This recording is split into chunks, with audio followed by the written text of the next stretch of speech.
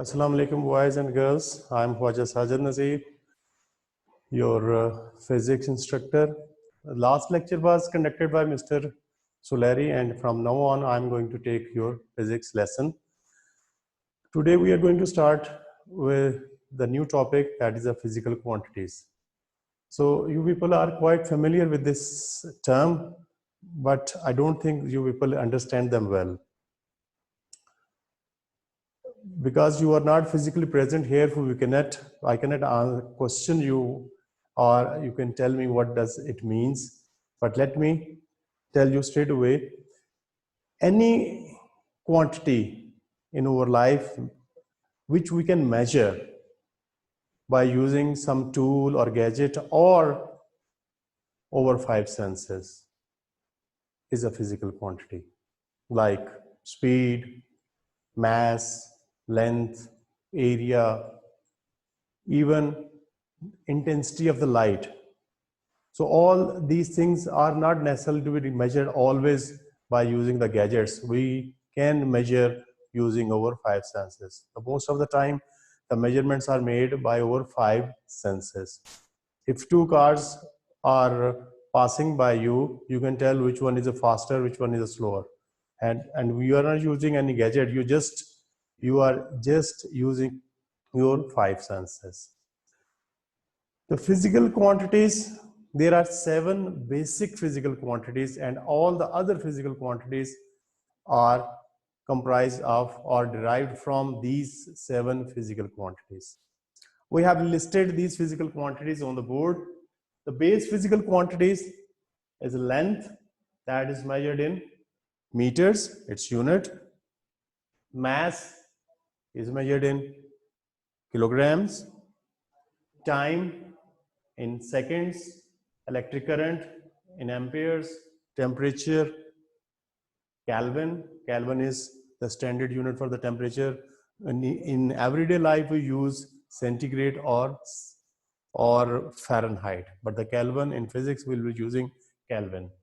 Luminous intensity is measured in candelas, amount of substance in mole. Length is measured in meter. This instrument that we use to measure the length is micrometer, screw gauge, meter scale, half meter scale. The other units for the measurement of length, the standard unit for the length is meter, but other units are centimeter and kilometers. Centi and kilometers, centimeter is a smaller unit, millimeter is a smaller unit, kilometer is a larger unit, but the standard unit for the measurement of length is meter. Similarly, mass is measured in kilograms. It is also measured in grams. Gram is a smaller unit, but the standard unit that we use to measure the mass is kilogram. Time, standard unit for time is second. We use other units as well as minutes, hours, days, weeks, months. All these are the units of the time, but the standard unit is second. All the other physical quantities that we come across in our life are derived from these 7 basic physical quantities. These are called the fundamental physical quantities. The other quantities like area, volume, speed are all measured, are all derived from the basic quantities. If I consider the area of the rectangle,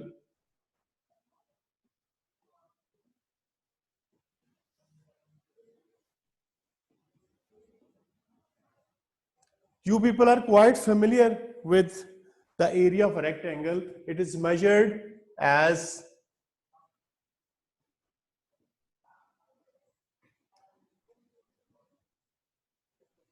length into width. Length is measured in meters, width is also measured in meters. But when we calculate the area, it will be measured in meter square. So another physical quantity, area, it is derived from two lengths, that is length and width, and this unit is a meter square. If I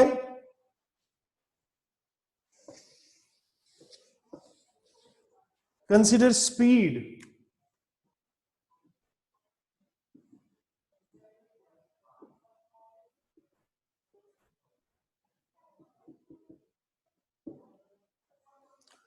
again distance is measured in meters and time is measured in second. So speed is comprised of distance and time. Distance and time are two fundamental physical quantities, and speed is a derived physical quantities. So its unit again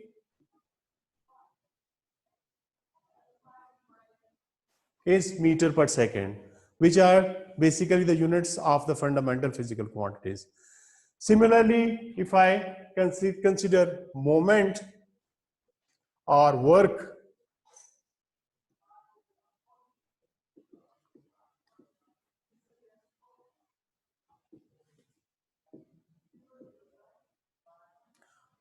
another derived physical quantity work that is comprised of, that is a product of force and distance. Force is measured in newtons and distance is measured in meters. So we can see that the 7 physical quantities are used to drive the other physical quantities.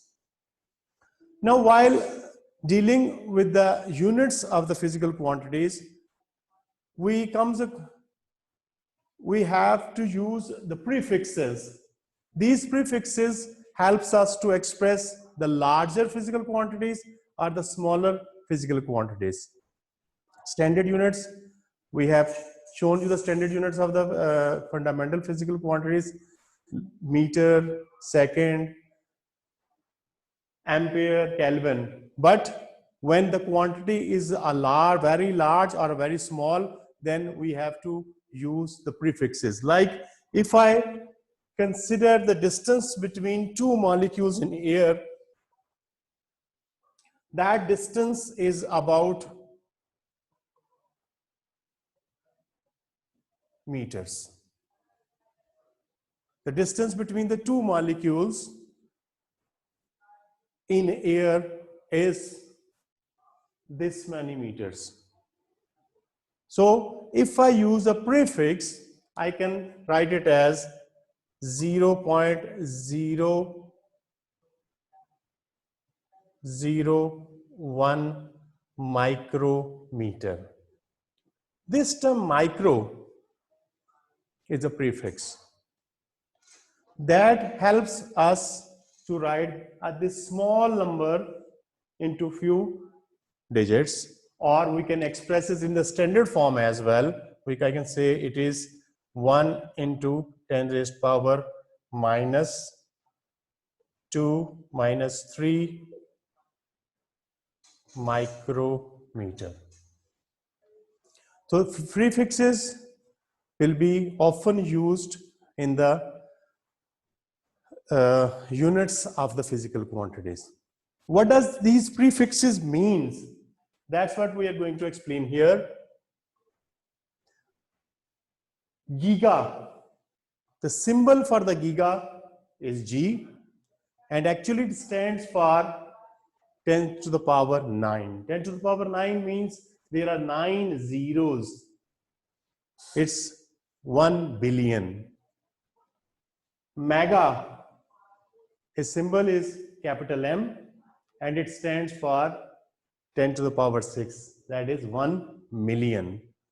So if you have a large quantity, large physical quantity, we'll be using megas and gigas. Kilo stands for K, 10 to the power 3, that is exactly 1000. So when we say kilo, it means 1000. Along with these numbers, we are not using any unit. They are just prefixes. They will be fixed with the units. So here we just understand the meanings. So giga means 10 to the power 9. Mega means 10 to the power 6, a million. Kilo means 10 to the power 3, 1000. Centi means 1/100th of a unit. That is 10 to the power minus 2. Milli, small m is a symbol and it stands for 1,000th of a number. That is 10 to the power minus 3. Micro is 1/1,000,000th of a number, a unit. That is 10 to the power minus 6. The most commonly used prefixes will be micro, milli, centi, kilo, and mega. These nano and giga are rarely used in your syllabus. So I hope you understand the meanings of these terms. What does the giga means? What does the mega, kilo, centi, milli, micro? So giga, where there is a giga, it means it is 10 to the power 9, a 1 billion our unit. Mega means a million, kilo means 1,000. How we make use of these prefixes?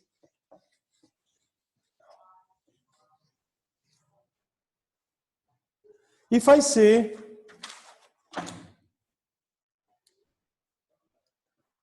10 kilometers and want to change them into meters, so 10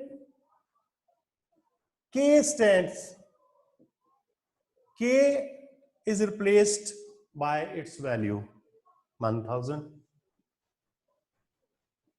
So what I have done, it is 10,000 meters. So simply using the prefix, I can change kilometers into meters. If I have 50 centimeters and want to change them into meters, so what I am going to do is replace this C by 10 to the power minus 2 or 1/100th. So it will be 10 to the power minus 2, or simply you can say 0.5 meter. This is what a prefix means, and this is how it helps us to change the units from larger to smaller or smaller to larger unit. 1 milliampere. What does it mean? It means 1 milli, 10 to the power minus 3 amperes. So a smaller unit, milliampere, is changed into a larger unit, ampere. This is how we simply replace milli with its value, will get the larger unit. So prefixes are very helpful in changing smaller to the larger unit or larger to the smaller units.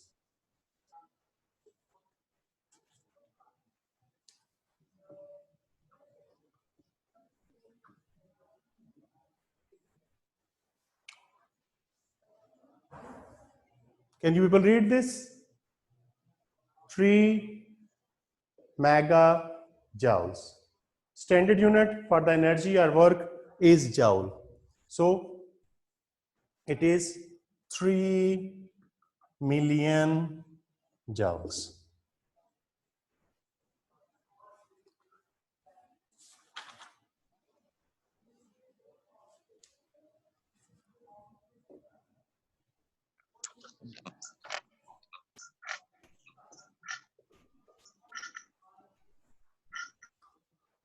So anybody can read this?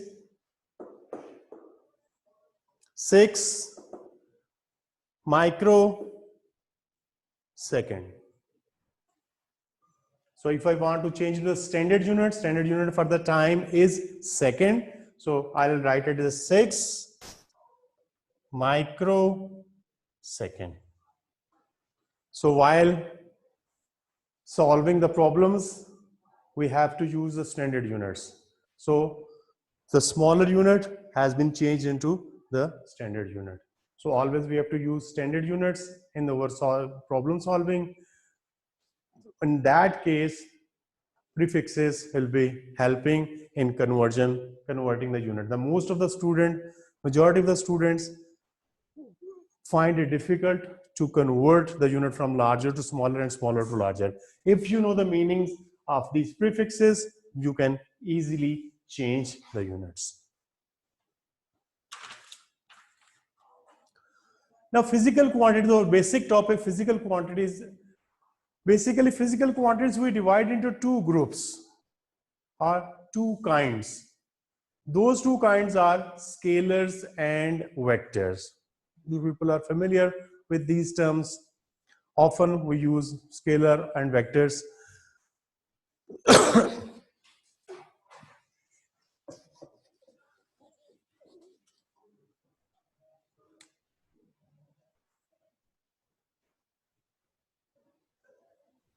What is a scalar quantity?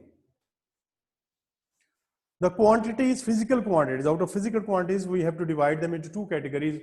One is a scalar, other is a vector. Scalar quantities are those quantities which has magnitude. Magnitude means a size with a suitable unit, because everything we measure, we give a unit to it. So scalar quantities has magnitude with a suitable unit, but they don't need a direction, a mention of direction to understand them completely.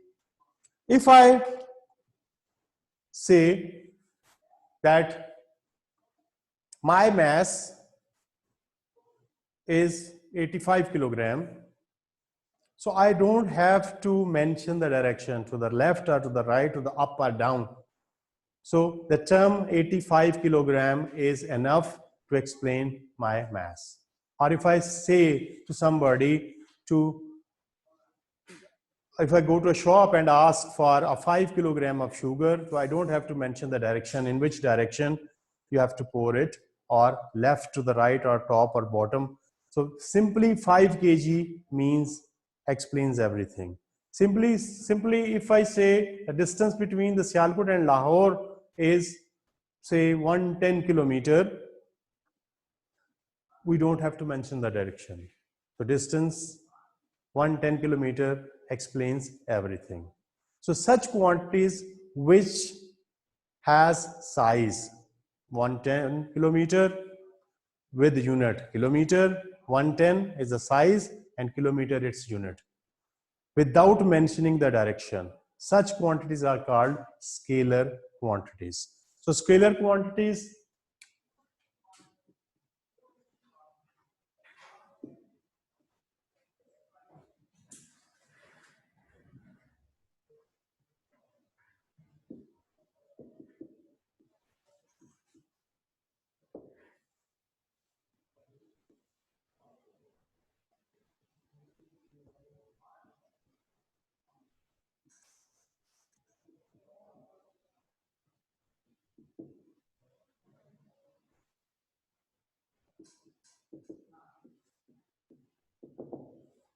So scalar quantities only has magnitude with unit without mentioning the direction. But the other type of quantities, which are called the vector quantities, along with the size and unit, they need direction.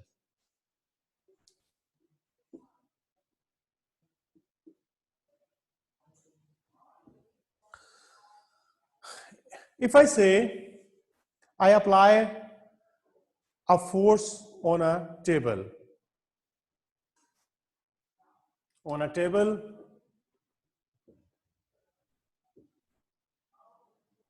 I have applied a force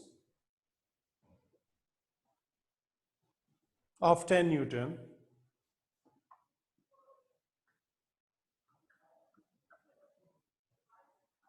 Does it explain everything? No. I haven't mentioned the direction. I'm not telling you whether I'm pressing the table, I'm pulling the table, I'm pushing the table, I'm lifting it. So there are different directions in which I can apply this force. Simply telling that the force of 10 Newton is applied to the table is not enough unless I mention the direction. So direction could be downward if I'm pressing it. It could be upward if I'm lifting it. It could be towards me if I'm pulling it. It could be away from me if I'm pushing it. So force without direction is meaningless. So such quantities which needs direction along with the size and unit are called vector quantities. So the vector quantities have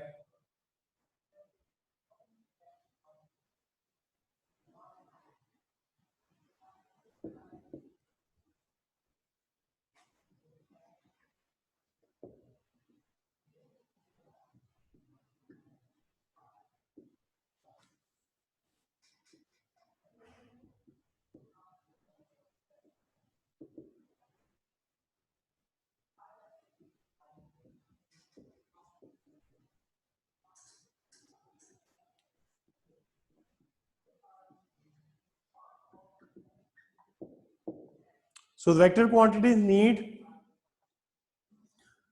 magnitude with suitable unit and the mentioning of direction, in which direction they are applied or object is moving, whatever. So physical quantities which needs magnitude with direction are vector quantities. The example of the vector quantity is displacement,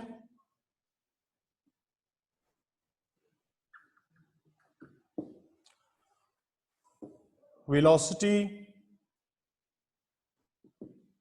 acceleration, force, weight,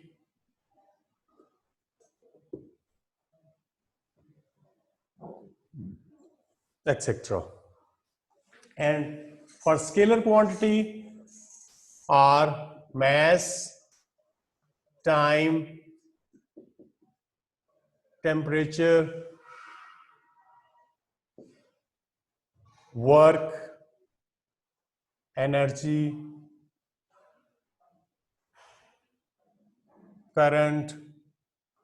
There are so many physical quantities which are categorized as scalar and which are categorized as vector quantities.